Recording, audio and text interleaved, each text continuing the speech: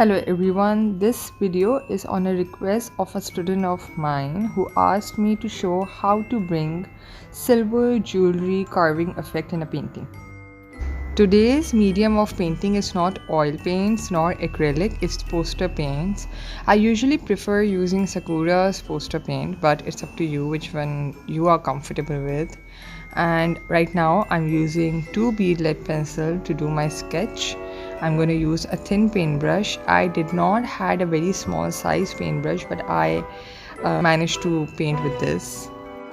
First of all, let me explain to all those who are watching, when you are looking at the video, the color shows a bit differently. But when you will follow the steps exactly as I do by yourself, then the effect will show eventually. Because sometimes monotones are not usually captured by the video properly, especially in cloudy weather. So let's start with this. When working with white color, I prefer to use palette because it tends to mix color easily and lose its purity. I will take some white out and mix it with a bit of black, going to take very less, not even visible on the paintbrush, until it meets white and makes it gray. Now what I'm doing is giving it a wash, which means very less paint and more water.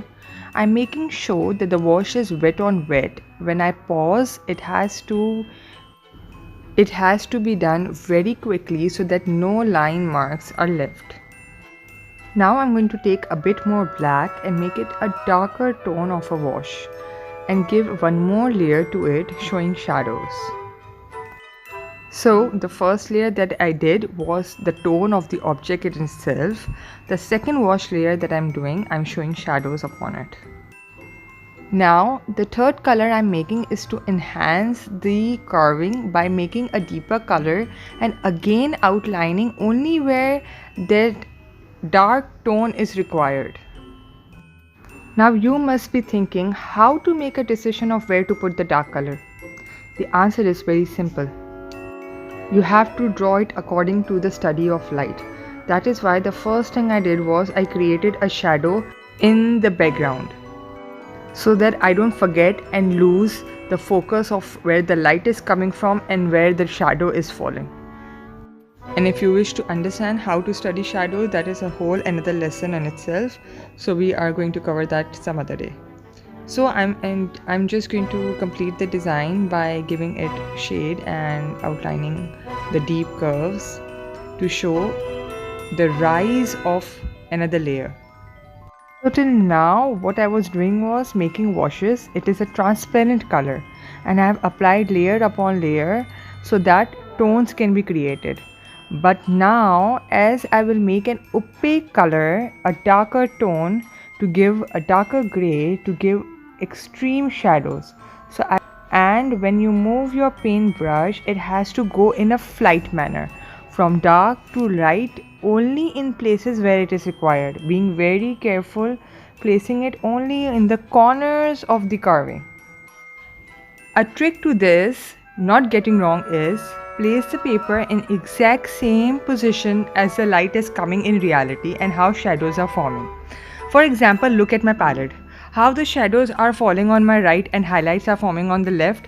Similarly, when you place the image in actual reality like position, your mind automatically coordinates with your hand and works as per it. So I'm almost done now. I have outlined all the areas which had shadows in it. Now in the end, this so far I was using opaque color. Now after completing this, I'm gonna take a dry brush, which means no water at all. In transparent there is more water, less paint, transparent wash. When it comes to opaque paint, there is a bit of water and more paint. But what I am talking about now is after you clean your paintbrush, simply take the paint with a dry brush and place the color at very small spots where you want to show extreme shadows, extreme dark, where almost lines are meeting and the design is colliding with each other. Now, only to show that the image is a 3D image, I'm going to apply shadow in the background and apply highlights on the foreground. For that, I'm going to take pure white. Let me just zoom in a bit so that you can see it clearly, as this video is going to be a bit tricky. So I am applying pure white only on the part where design is raised. So if you want to suggest me another tutorial that you want to watch, please leave a comment. Thanks you for watching Manvi Tips.